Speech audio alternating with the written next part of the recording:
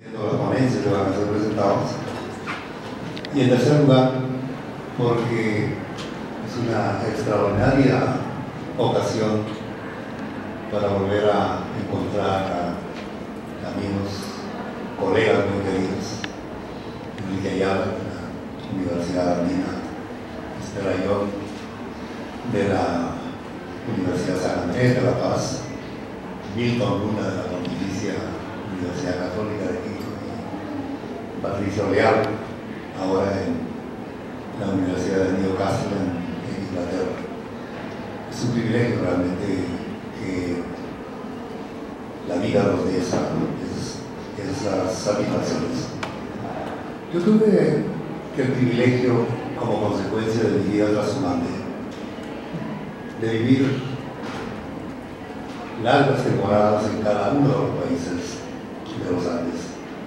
En el Perú, por cierto, dada mi condición nacional.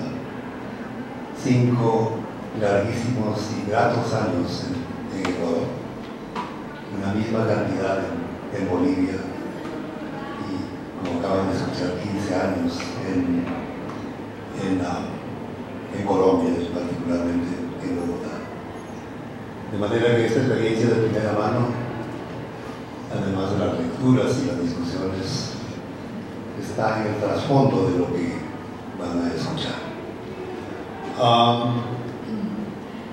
Hace algunos días, Cristina Moreno y Sheree Pop me pidieron que inaugurara este evento, lo cual fue, por cierto, otra sorpresa muy grata para mí, pidiéndome que, además de la ponencia que había escrito antes sobre el derrotero de la educación en el Perú, planteara algunas ideas centrales en torno al problema del nacionalismo y en torno al problema de la educación, pero en un marco que trascendiera la experiencia peruana. De tal manera que lo que van a escuchar tiene 2 partes. La primera es esa reflexión general que se me ha pedido. La segunda es un análisis mucho más acotado sobre la experiencia del Perú con la educación. Tuve el privilegio de leer hace poco 15 enormes tomos publicados por la Rama Magisterial del Perú, bajo la coordinación del colega y amigo Manuel Burga, que trata justamente sobre este problema, de manera que yo no voy a poder resumir, evidentemente, toda la riqueza de esa colección. Simplemente me permito informarles para quienes no lo conocen, y voy a básicamente apoyarme en ese texto para apuntar algunas cuestiones que me parecen importantes. Ahora, yo soy todavía historiador, de manera que eso explica que las referencias que voy a utilizar tengan un anclaje temporal muy claro. Por cierto, en el 2014 muchas de estas coordenadas temporales o cambiaron radicalmente o sufrieron algunas alteraciones significativas.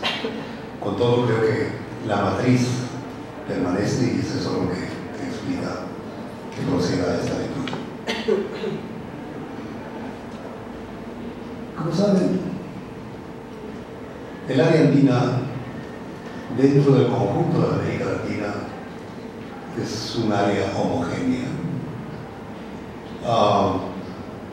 en el sentido que una tradición histórica común ha soldado la experiencia, por lo menos de los 3 países centrales: una lengua, una cultura, una economía más o menos compartida, y, por cierto, el peso relevante que todavía tiene en esos países centrales la población nativa, la población indígena. Fue justamente esta característica la que permitió enfoques, aprendizajes y entrenamientos que trascendieran la particularidad nacional para tratar de intentar capturar dimensiones regionales más amplias. De una manera u otra, los programas de entrenamiento a nivel de posgrado que se desarrollaron tanto en Flaxo como en la Universidad Andina Simón Bolívar tuvieron efectivamente como justificación estos precedentes. Y creo que es una situación lo suficientemente conocida como para volver a insistir en eso. Lo que, no obstante, es una experiencia que no ha provocado una mayor atención en el análisis. Es que pese a esta homogeneidad cultural que caracteriza, repito, la región andina, sin embargo, las relaciones entre los países que integran esta región son relaciones caracterizadas, por cierto, por la cooperación, pero también por el conflicto. Y conflicto, muchas veces es un conflicto abierto, me refiero a enfrentamientos armados entre Ecuador y Perú, por una parte, hasta la firma, por fin, del Tratado de Paz de Brasil. También entre Perú y Chile, de un lado, y por cierto, entre Chile y Bolivia. Creo que fueron esos conflictos, efectivamente, que son expresiones de la diversidad y de las tensiones internas dentro de una región, los que fortalecieron las identidades nacionales, por una parte, y los que, por otra, obligaron también a intentar pensar más allá de esos enfrentamientos y de esos conflictos, de qué manera, efectivamente, en el marco de la globalización en curso, podríamos todos salir adelante. Pedro Sá Herrera, el hijo de uno de los dirigentes históricos del Partido Comunista Ecuatoriano, escribía en 1981 que desde 1942 somos un país, una generación que ha vivido con el estigma de algo peor que la derrota, con la marca de la fuga frente al enemigo, con las cicatrices indelebles que deja la cobardía, que desde entonces somos un país perdedor, tan perdedor que cuando perdemos 1-0 casi creemos que lo hemos hecho bien, que casi no perdemos, que empatamos. 2 décadas antes, el poeta Jorge Enrique Arrun traducía este sentimiento al escribir: preguntan de dónde soy y no sé qué responder. De tanto no tener nada, no tengo de dónde ser. La frustración de ambos escritos testimonian, tiene su origen en 1941 y 1942, fechas de la derrota del Ecuador frente al Perú y de la firma del protocolo de Río de Janeiro que estableció los límites entre ambos países. Para los fines de esta presentación, carece de relevancia el recuento de la compleja y complicada historia de las relaciones entre Ecuador y Perú antes de 1941, el conflicto de ese año y de las dificultades implicadas en el trazado de los límites en consonancia con lo estipulado en el protocolo. Basta señalar que la demarcación no fue concluida al constatarse que la realidad de la jungla no correspondía con la belleza cartográfica del protocolo, dejándose por consiguiente sin demarcar un trazo extenso, es decir, cerca del 5% del total de 1.700 kilómetros trazados. Era ese 5% el que constituyó el centro de la disputa hasta la firma del tratado. Los componentes conocidos derechos nacional son territorio, cultura, identidad y valores compartidos. En el caso de Hispanoamérica, la emergencia de las naciones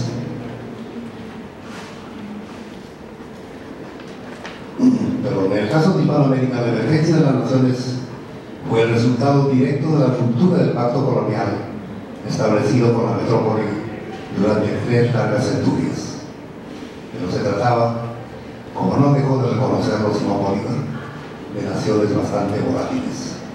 En efecto, como consecuencia de la dominación colonial, los espacios convertidos inesperadamente en naciones contenían en su seno fisuras de diverso tipo, entre los cuales el más significativo era de carácter racial, particularmente relevante en aquellas sociedades pluriétnicas. Igualmente, en el proceso de construcción nacional, sus endebles estados tuvieron que jugar un papel importante, dada la inexistencia de solidaridades nacionales efectivas a nivel de la sociedad. Pero esta construcción nacional desde el Estado, por la naturaleza política del mismo, no podía ser sino excluyente de las mayorías.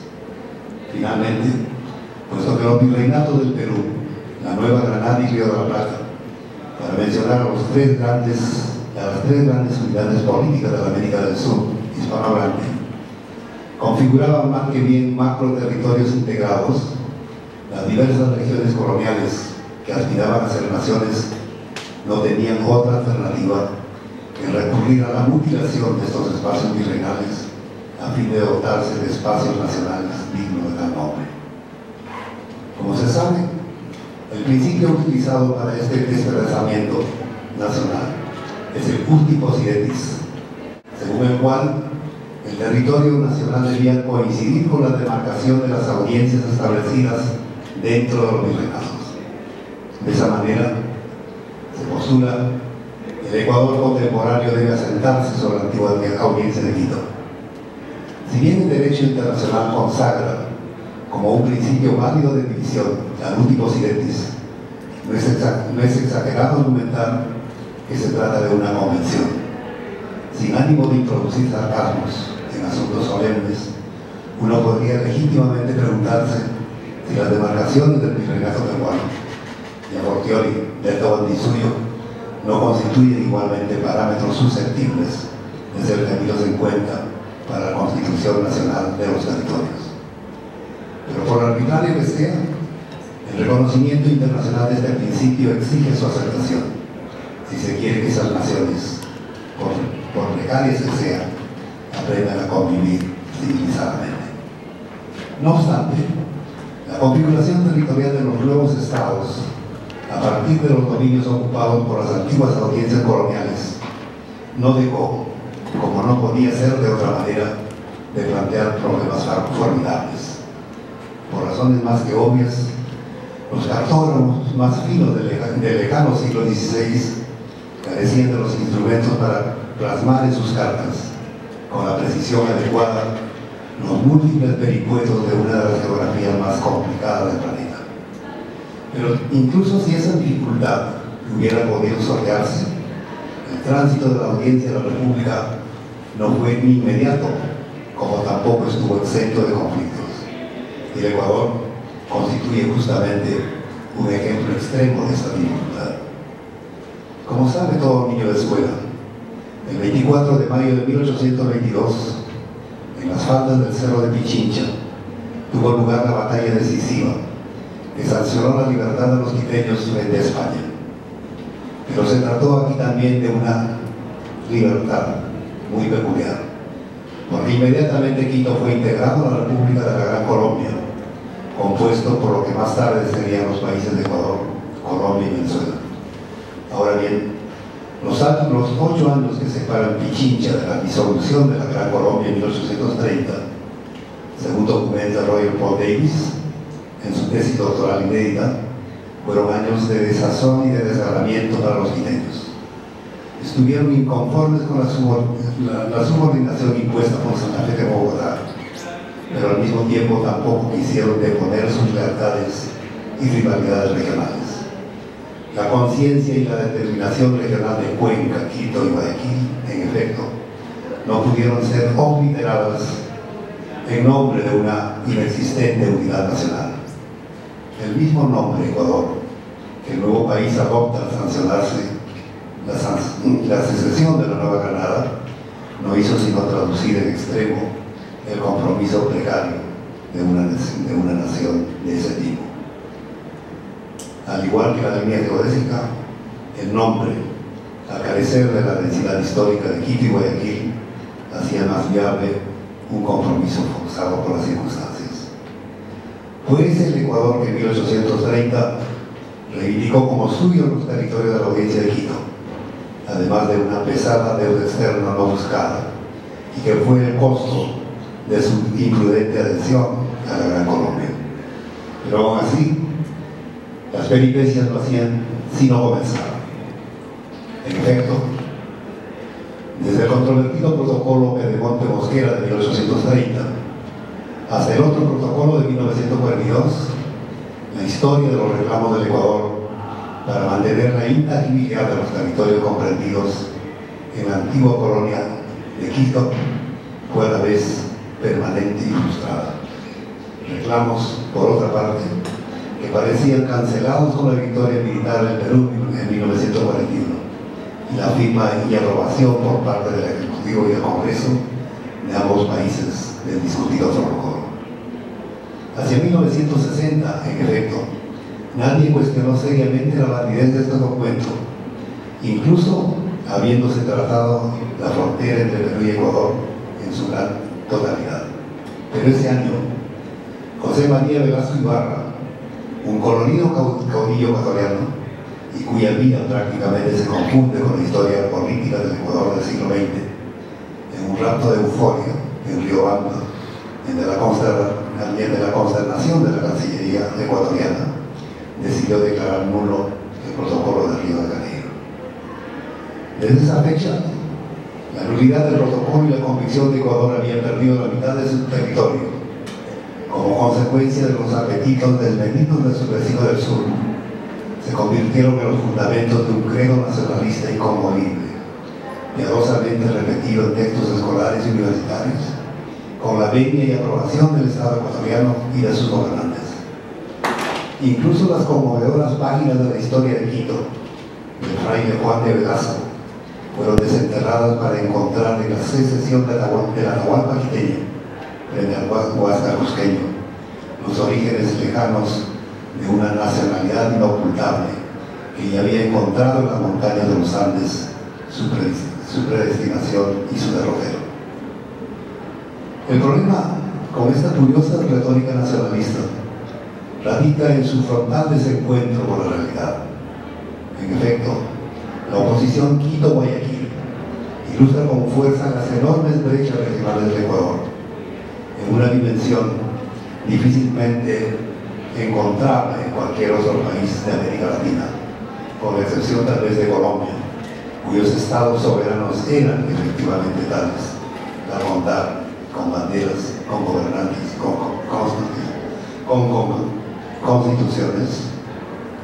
Y si la expresión de la soberanía era la moneda, tampoco la moneda específica les faltó en efecto a estos estados soberanos. Las brechas étnicas, aunque no con la envergadura existente en países como Perú y Bolivia, siguen dificultando la cohesión nacional, sobre todo porque los principales líderes de las organizaciones indígenas habían sido muy eficaces en argumentar y en demostrar su derecho a la diferencia en términos de su estructura de clases. Y si bien el Ecuador no cuenta con un movimiento obrero y campesino de significación, tampoco la clase propietaria pudo fundar su dominación en una hegemonía claramente indiscutible. Salvo el Perú, todo es ilusión, podría ser la frase que mejor define el componente esencial del nacionalismo ecuatoriano. Ese nacionalismo es peculiar, porque se fundamenta y se reduce a la defensa del territorio, en sus parcelas más mínimas, con exclusión de todo el resto, arcaico y extravagante que pareciera, sería imprudente no tomarlo en serio. Generaciones enteras de sus ciudadanos fueron educados en la convicción de que nación y territorio son la misma cosa. Sus dirigentes comparten una quimera similar. Incluso aquellos que no tienen el más mínimo pudor de subastar el país a través de la privatización de las empresas públicas, la liquidación de los recursos naturales, el petróleo, la madera, etc., y la pérdida acelerada de la biodiversidad. La heredad territorial tiene absoluta precedencia sobre la heredad de la diversidad cultural y del patrimonio cultural. En el otro aspecto de la sociedad ecuatoriana, también el doctor Luis Macas, el que fue orgulloso dirigente de la Confederación Nacional de Indígenas del Ecuador, la CONAI, en el conflicto de 1955, de 1995, parecía haber enterrado su condición de indio bajo un estridente ropaje nacionalista. No hubo en aquellos días ninguna muestra abierta de solidaridad de las organizaciones indígenas del Ecuador con el movimiento zapatista de Chiapas. No han tenido tiempo de ocuparse de tales asuntos ajenos al primordial conflicto entre los estados ecuatoriano y peruano. Han predominado el nacionalismo ecuatoriano de corto plazo por encima de una tarea histórica de largo alcance de sobrevivencia de las nacionalidades indígenas de América. Eso explica que en 1991 el Ecuador gastara $232 millones en el rubro militar y que acumulara en 1994 significativas reservas internacionales como resultado de feroces políticas de ajuste que empobrecieron a su pueblo y que de no haberse invertido en armas hubieran sido utilizados en el pago de la deuda externa. Todo aquello sin mencionar el sacrificio de sus soldados y de los grupos indígenas que habitaban en las áreas de conflicto, que son o eran bosques primarios amazónicos. Los grupos populares son, como siempre, las principales víctimas de este tipo de enfrentamientos. Comprender esta alucinación significa que emprender una investigación rigurosa sobre la construcción imaginaria de una realidad, así como sus bases reales y simbólicas de sustento.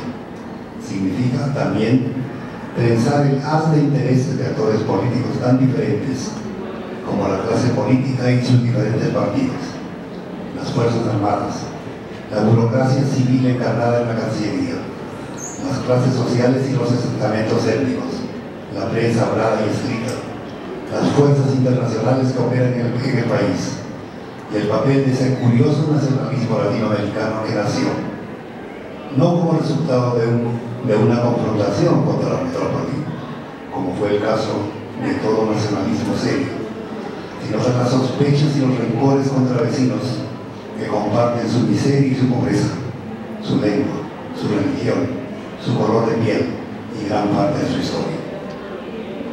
En el caso del Perú la situación no es muy diferente, solo que aquí puede decirse, salvo Chile, todo fue ilusión. El Ecuador, en efecto, fue el único país cuyo ejército logró ser derrotado por las Fuerzas Armadas del Perú y que nunca representó una amenaza seria a sus intereses. De guerras coloniales, en las cuales cada grupo étnico por separado expresaba sus agravios y sus reivindicaciones. Aún más, luego de la sangrienta derrota de la rebelión liderada por Túpac Amaru en 1780, la población indígena mayoritaria estuvo enrolada por la fuerza en ambos bandos de conflicto, con los patriotas y con los realistas, peleando en el marco de una agenda que no les concernía. La República Peruana, establecida en 1821, gracias al concurso activo del Ejército del Sur, liderado por San Martín, y del Ejército del Norte, liderado por Bolívar, por consiguiente, fue la república de una minoría y para una minoría. Esa minoría era la blanca, con algunos mestizos como allegados, mientras que el grueso de la población indígena a través de la reimposición de cargas fiscales como el tributo, fue obligada a contribuir a su financiamiento. La profunda debilidad económica del país durante la primera mitad del siglo XIX, así como una permanente inestabilidad política, hicieron imposible que pudieran diseñarse y mucho menos implementarse políticas orientadas a la construcción nacional.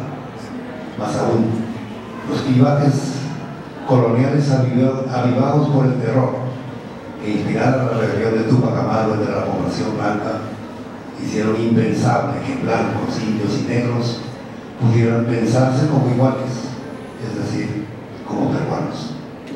Era esta una metáfora demasiado débil, carente de la fuerza suficiente como para desaparecer o atenuar diferencias raciales mucho más significativas. Otra vez, este completo desencuentro entre el Perú formal y el país real se expresa en el comportamiento de los diferentes grupos sociales y estamentos étnicos durante los 4 largos años que duró la guerra contra Chile. Ese conflicto, motivado por el control de los yacimientos de salitre del litoral boliviano, terminó envolviendo al Perú desde 1879 como consecuencia de un tratado de alianza que ese país había suscrito con Bolivia en 1873. Desde 1879 hasta la suscripción del Tratado de Ancón en 1883, que puso término, el Perú procesó violentas confrontaciones de clase y étnicas entre su propia población, al extremo que estas disidencias internas debilitaron y anularon toda posibilidad de presentar un frente unido y coherente contra Chile. La clase propietaria, agrupada en el Partido Civil, por ejemplo, declaraban que prefería a Chile en lugar de tierra, ante el pedido de este gobernante de empréstitos internos para financiar la resistencia. Más tarde, Francisco García Calderón, uno de los gobernantes que se mantuvo como tal por el respaldo de las marionetas chilenas, exigía dramáticamente la paz con Chile ante la resistencia organizada de la población indígena. Pero eso era apenas el preludio de un caos mucho más grande. La población china, que había ingresado al Perú en un número de 100.000, al compás de la bonanza guanera, y que en parte trabajaba en las plantaciones de algodón y de azúcar de la costa norte, ante el arribo de las tropas chilenas comandadas por Patricio Lynch, no encontró mejor oportunidad que plegarse a las filas del invasor para destruir las haciendas de sus amos, denunciar el escondite de maquinarias y liquidar a sus propietarios. Algo similar hicieron los negros que trabajaban en los cañaverales del Valle de Cayete en la costa sur. Mientras que en la Sierra Central, contingentes importantes de la población indígena, encuadrada en las célebres montaneras dirigidas por Andrés Avelino Cáceres, al mismo tiempo que presentaban una ejemplar resistencia a las tropas de Chile, se dedicaban a la persecución y al saqueo de propiedades de blancos y mestizos peruanos. Esa guerra racial, como la denominaron los observadores ingleses, era la contrapartida precisa de la fractura entre la clase propietaria. Este tipo de experiencia era, por cierto, muy distinto a la de Chile. También allí, la oposición entre el Partido Liberal y el Partido Conservador era la traducción de los clivajes existentes entre la clase propietaria. Pero luego de la derrota inicial infligida a Prats, Chile pudo presentar un frente sólido hasta el final de la campaña militar. Como lo expresaron sus soldados, los chilenos estaban peleando por su patria, mientras que los peruanos peleaban por don Nicolás de Piedra o don Miguel Iglesias. Ejércitos con vocación nacional, por una parte, versus auténticos ejércitos feudales en suma. No fue una casualidad que al final del conflicto, dos distinguidos escritores peruanos, Ricardo Palma y Manuel González Prada, desde ambos extremos del horizonte político, culparan a los indios de la derrota del Perú, ya sea por su abstinencia en el conflicto o por el desdén y el desprecio de que fueran objeto por parte de la clase propietaria. Es innegable que en la actualidad La situación es bastante distinta de la que trato de documentar en esta presentación. Aunque, por cierto, la exclusión indígena, la exclusión de los afrodescendientes, la exclusión de los mestizos, continúa como la prensa cotidiana lo documenta una y otra vez. En la construcción de esta comunidad jugaron un papel importante tanto factores materiales como simbólicos. La articulación espacial del país, inacabada pero significativa, el avance de la educación primaria, el papel de la conscripción militar, el enlace establecido por la radio y la televisión, la difusión de las telenovelas, el importante papel del fútbol y de la selección nacional han terminado en efecto por crear una red de sentimientos de pertenencia e identificación, por precarias y sui generis que éstas sean.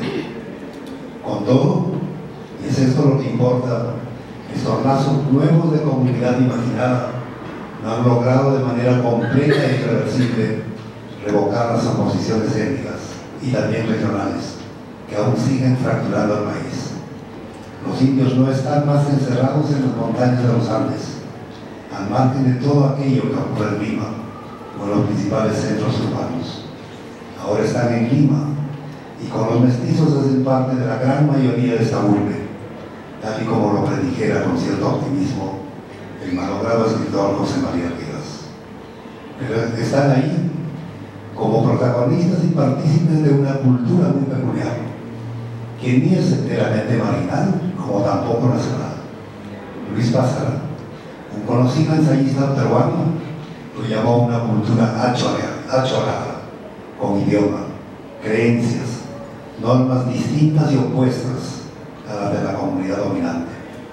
Frente a estos achorados, la clase propietaria siente el mismo desdén y la misma aprensión que sus antepasados sentían frente a los indios, solo que aquellos no aspiran a constituir una comunidad nacional, sino más bien a subvertirla. Creo que, en resumen, estas son una de las expresiones importantes de la cuestión nacional en el Perú. Lo que quisiera ahora, en los 10 o 15 minutos que me fue asignado, es rápidamente discutir las ideas centrales de la obra colectiva titulada La colección del pensamiento educativo peruano, publicado por la Derrama Magisterial del Perú y coordinada, repito, por el profesor Manuel Burga, que es en efecto un examen del papel de la educación y las ideas educativas desde los lejanos tiempos antes de la conquista hasta la actualidad. ¿Cuáles son los problemas centrales que esta colección discute?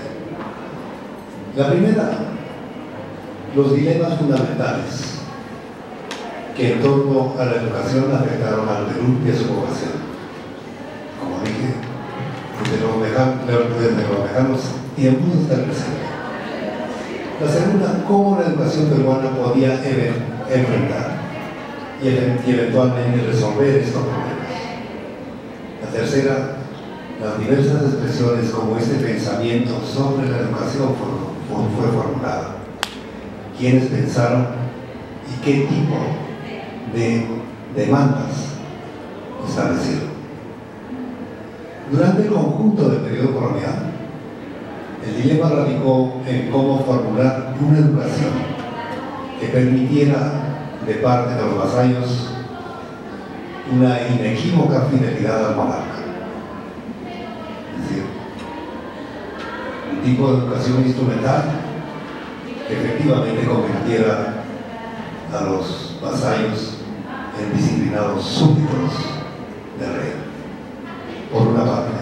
Y por otra, cómo civilizar a los indios a través de la evangelización.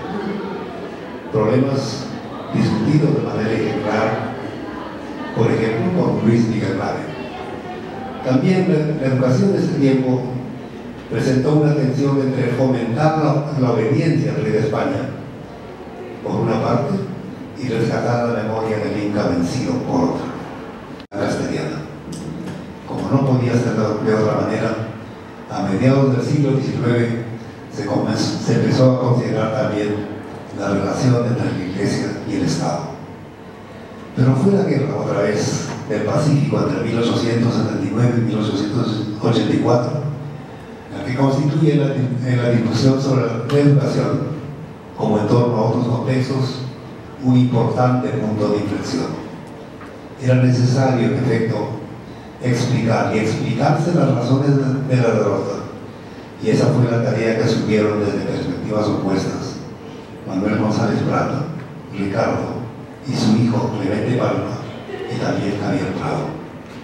La responsabilidad de la derrota era la ignorancia de los indios, la que a su vez era la traducción de su diseño material para González Prada. En cambio, para Ricardo y Clemente Palma, eran los indios los responsables de la derrota, tesis compartida en parte también por Javier Prado. Era imposible educar a los indios, y por lo tanto la alternativa era importar alemanes blancos para que este cruce produjera resultados más idóneos. Por cierto, los calificativos no son míos. En el primer tercio del siglo XX, la discusión en torno a la educación giró en torno a cuál era el mejor sistema para promover el crecimiento económico en su vertiente industrial. Esta fue la tarea, por ejemplo, que la asumió con ejemplar valor un Manuel Vicente Viera. O cómo educar a las élites, cuestión discutida por Francisco García Calderón en un libro del Perú contemporáneo que paradójicamente permaneció en su edición original francesa durante muchos años. O apostar, como lo hizo José de la Riva Bueno, un aristócrata bisnieto del segundo presidente del Perú, apostar, decía él, en el anclaje de la población mestiza, luego de un conmovedor viaje, el primero que hiciera alguien de su condición a lo largo de la sierra peruana. Más tarde, bajo el acicate de la crisis mundial de 1929, estas propuestas de carácter teórico se combinaron con experimentos educativos prácticos para enfrentar, por ejemplo, la educación del indio. Es el caso de José Antonio Ancinas, en la región de Puno. En un contexto, además, en que el pensamiento de José Carlos Mariátegui enfatizaba con elocuencia que el problema del indio no era un problema de los indios, sino de los otros, y que básicamente era el resultado de un problema económico derivado de la exclusión de la población nativa de recursos como la tierra. En esta larga trayectoria, sin duda, las iniciativas más importantes a la naturaleza de la educación peruana y a la necesidad de su cambio fue formulada en el contexto de la así llamada primera fase del gobierno revolucionario de las Fuerzas Armadas, presidida por el general Juan Velasco Alvarado desde 1968. Particularmente el trabajo de una comisión liderada por el filósofo y educador Augusto Salazar Bondi y plasmada en la Ley 19326 de 1972, expresaba con toda claridad el divorcio entre el sistema educativo y la realidad peruana, y por lo tanto la necesidad de hacerla más incluyente, erradicando los prejuicios raciales y de clase a través del fomento de la solidaridad y del compromiso. Pero ese ensayo, por notable que fuera, duró muy poco tiempo, porque fue derrotado por oposición militante de los profesores agrupados en el SUTE, el Sindicato Único de Trabajadores de la Educación Peruana, y porque al final de cuentas estas reformas, por necesarias que hayan sido, fueron implementadas manu militari, es decir, de manera vertical y autoritaria y sin el consenso de la población. Como puede verse, ideas en torno a la educación, por contradictorias que fuesen, no solo que no faltaron, sino que abundaron. Entonces, ¿cómo explicar que entre las 500 universidades mejores del mundo no aparezca ninguna del Perú? ¿Y cómo gran parte de los egresados de colegios públicos de secundaria no aprueben los cursos elementales de matemáticas y que en lugar de razonar se dediquen a memorizar? La respuesta, por lo menos para mí, me parece obvia. A diferencia de la Biblia, que en el comienzo debiera estar la acción y no la palabra. Es decir, la voluntad de transformar este sistema educativo a fin de convertirlo, como lo demuestra la experiencia del planeta entero, en la herramienta imprescindible para el crecimiento y el bienestar de su gente. Pero esto implica un consenso y asumir que esa meta convoca todas las voluntades. Un reto que hoy pareciera lejano porque la coartada de ser peruano como antes no implica que bajo esta palabra no existan desigualdades, exclusiones y ciudadanos de primer y segundo orden. Muchas gracias. La así llamada democracia peruana tenía un ámbito que englobaba al 5% de su población. El 95% restante estaba excluida, o por ser aborigen, por consiguiente analfabeto, o por la condición de género, es decir, de mujer. Entonces el primer cambio importante fue efectivamente la incorporación de las mujeres al voto electoral, y el segundo, el voto universal, sin tener más en cuenta, en efecto, la condición de alfabeto o analfabeto, que afectaba fundamentalmente a la población nativa. ¿Y en qué año, perdón? En ambos casos, entre la mujer y la población nativa. En el caso del voto femenino fue durante si mal no recuerdo, durante el gobierno de Ochende, de Manuel Rodríguez, mientras que la incorporación del voto de la población analfabeta se dio en el marco de la Asamblea Constituyente de 1981.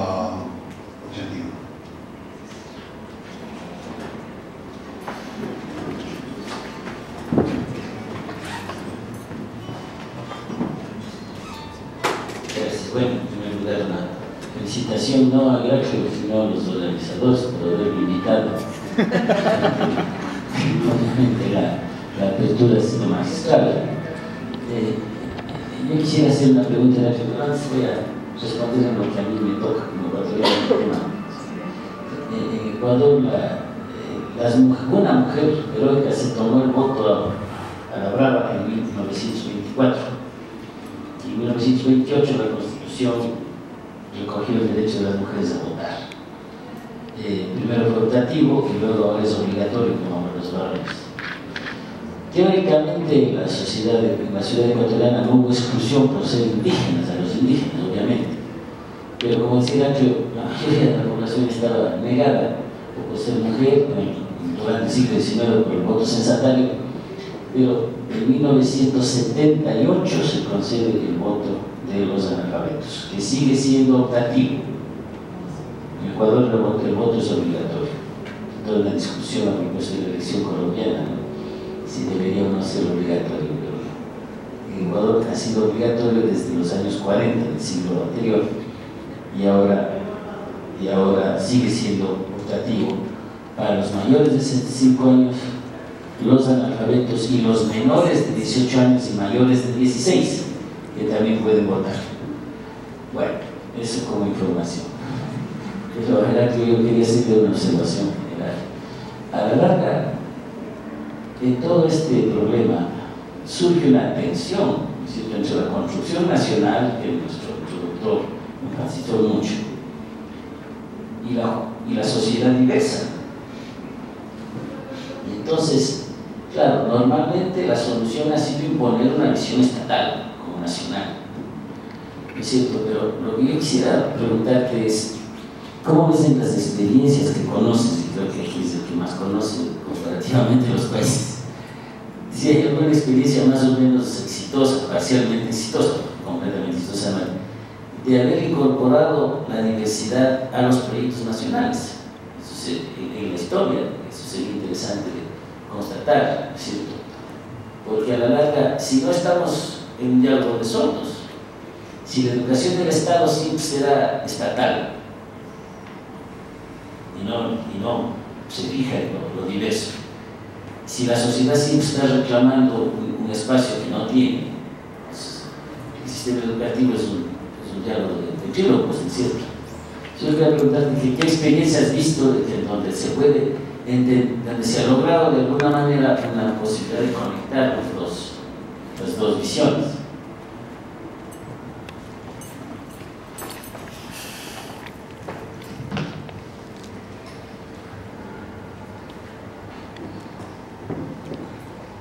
Las experiencias derivadas de las movilizaciones exitosas de la población indígena en el Ecuador, aquellas más recientes, en el caso de Bolivia, como Evo Morales y como el MAS, despertaron en mí, Enrique, un enorme entusiasmo. Es decir, efectivamente, por aquí, y desde las reivindicaciones de las bases populares, tal vez sea posible avanzar y corregir todo lo mal hecho a las manos de centurias. Pero ese entusiasmo fue muy efímero, ¿verdad? Primero en el Ecuador, eso se deshizo. En el caso de Bolivia, la integración no se llegó por ninguna parte. Las brechas regionales, como sabe la profesora Ayón, son cada vez más y más fuertes. Reivindicaciones de autonomía, como las formulan los de la media luna, es decir, Santa Cruz y Beni, son cada vez más y más estridentes. Ahora, eso no niega, evidentemente, que la educación pueda jugar un papel importante. Y recuerdo en ese contexto los esfuerzos hechos por comisiones mixtas entre educadores de Ecuador y Perú por una parte y Perú y Chile, para intentar reatenuar los prejuicios que muchos textos utilizaban frente a nosotros. Ahora, yo no sé qué éxito tuvo efectivamente esa campaña, pero me parece bueno. A mí no me cabe la más mínima duda que una educación de un nuevo tipo puede representar, como dije en su momento, la palanca fundamental. Y no me cabe no porque sea una opinión personal, sino porque toda la experiencia histórica de muchos países demuestra sin la más mínima duda que el crecimiento es efectivamente el atributo de gente con educación y con cultura. El problema es que tenemos que admitir, creo, que la educación no ha logrado cerrar las brechas y por el contrario, las profundiza. Con una manita, y es alumno de los 5 o 6 colegios de élite del país, y asiste a los colegios de los barrios marginales del Cono Norte y del Cono Sur. Es imposible creer que la educación recibida en uno o en otro lado esté tendiendo puentes para lograr una integración nacional. Creo que al contrario, los está profundizando, porque están efectivamente creando personas o ciudadanos que unos frente a otros literalmente no tienen nada que ver, ¿verdad? Ahora, esto es un problema del Estado, saber qué tipo de medidas se puede implementar para cerrar esas brechas, pero es un problema objetivo mucho más contundente. Hijos de familias acomodadas asisten a colegios privados, por la sencilla razón que en el Perú por lo menos existe efectivamente una identidad entre colegio público, universidad pública e institución de pésima calidad.